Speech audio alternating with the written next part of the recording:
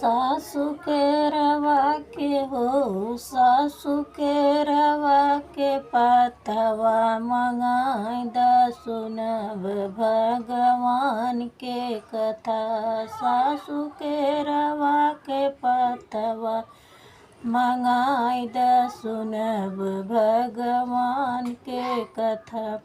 सोने के थाली में जेवन बनाए सासी जेवना पे हो सासु जेवना पे डोले काला नाग सुनब भगवान के कथा। सासु के रवा के पतवा मंगाई द सुनब भगवान के कथा। झझरे गेड़ुआ गंगा जल पानी सासु गेड़ुला पे घूम काला नाग सुनब भगवान के कथा।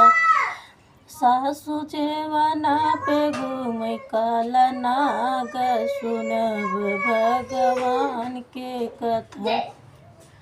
सासु के रवा के पतवा मंगाई द सुनब भगवान के कथा। लवंगई लाची के बीरवा जोड़ाए सासु लाचिया पे घूम काला नाग सुनब भगवान के कथा। सासु के रवा के पतवा मंगाई द सुनब भगवान के कथा।